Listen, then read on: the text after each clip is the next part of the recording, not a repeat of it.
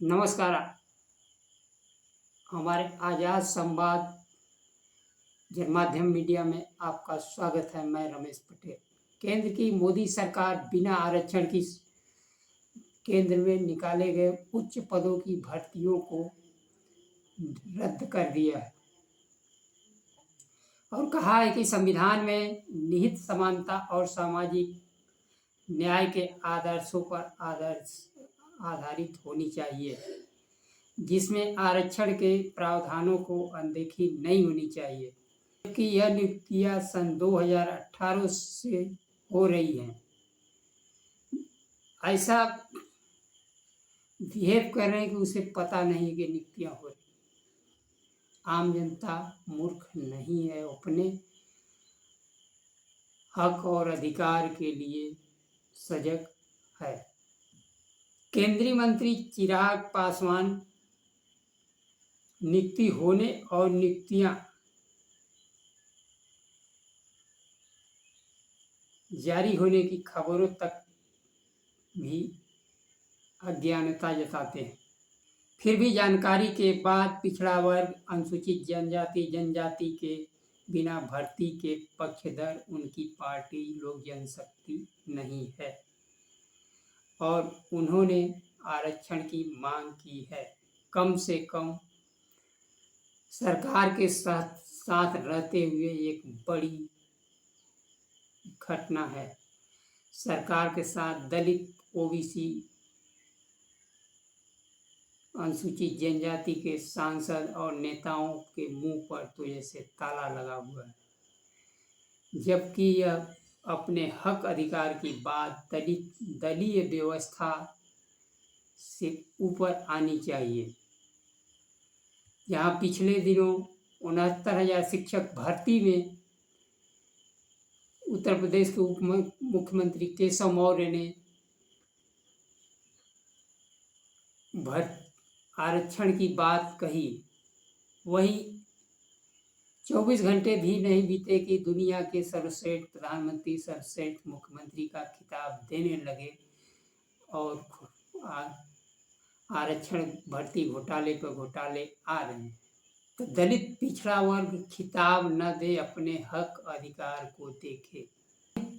चिराग पासवान ने यह भी कहा कि बिना आरक्षण की कोई भी केंद्र सरकार में भर्ती या किसी भी सरकारी संस्थान में भर्ती न की जाए। इस मुद्दे को लेकर बिहार में जाति जनगणना कराकर आरक्षण बढ़ाने वाले मुख्यमंत्री नीतीश कुमार पूरी तरह खामोश हैं। भर्ती रद्द करवाने में मजबूत विपक्ष का होना है। विपक्ष इंडिया गठबंधन के रूप में लोकसभा में बेहद मजबूत है। गठबंधन के सभी नेता लेटरल भर्ती के खिलाफ आवाज उठाई है। कांग्रेस नेता राहुल गांधी ने विपक्ष के नेता की भूमिका में सोशल मीडिया पर लिखा, संविधान और आरक्षण की व्यवस्था की हम हर हालत में रक्षा करेंगे।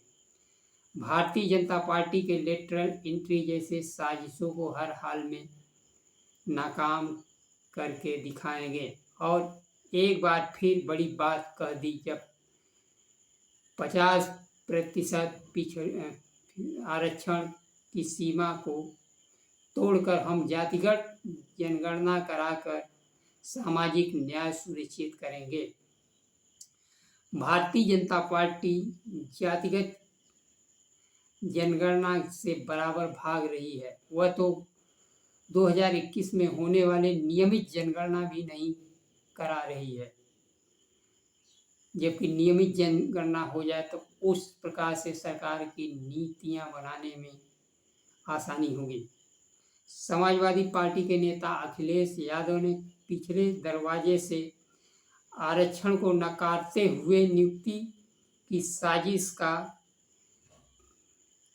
पीडीए के आगे बीजेपी सरकार झुक गई कहा।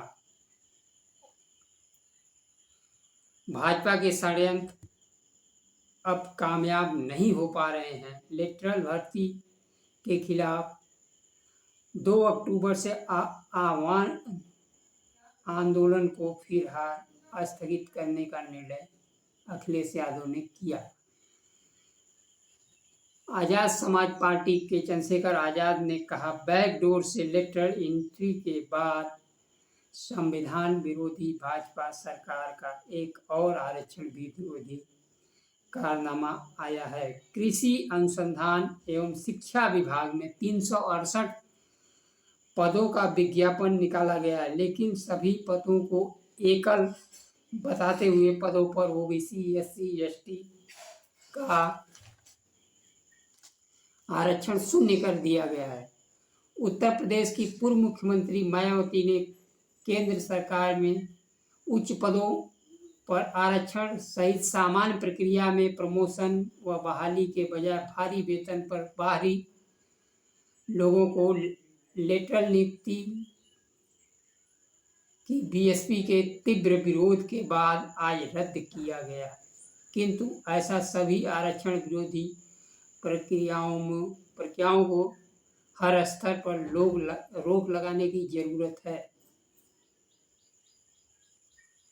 राष्ट्रीय जनता दल के नेता तथा बिहार के पूर्व उप मुख्यमंत्री तेजस्वी यादव ने यूपीएससी में लेटरल एंट्री के बाद संविधान और आरक्षण विरोधी मोदी सरकार ने कृषि अनुसंधान और शिक्षा विभाग के अंतर्गत विज्ञापित 368 पदों की नियुक्ति में भी एकल पद के तहत सभी नियुक्तियां अनारक्षित हैं। दलितों, पिछड़ों, आदिवासियों के आरक्षण समाप्त कर दिया गया है। आरएसएस कथित नकली ओबीसी प्रधानमंत्री और अप्रभावित ओबीसी कृषि मंत्री के हाथों अब कृषि विभाग की नियुक्ति समाप्त करवा रही है। क्या नीतीश कुमार, जीतन राम मांझी, चिराग पासवान इस मुद्दे पर बोलेंगे? जिस प्रकार से नौकरियां खत्म हुई हैं, दलित, पिछड़े, आदिवासी वर्ग को सजग रहना पड़ेगा ताकि संविधान द्वारा दिया गया अधिकार उन्हें मिल सके। उन्हें यह भी ध्यान रखना होगा कि उनकी नौकरियां किस प्रकार चोरी हो रही हैं, बिना संवैधानिक सामाजिक न्याय के उन्हें नौकरियों से दूर रखा जा रहा है। नमस्कार। जय संविधान।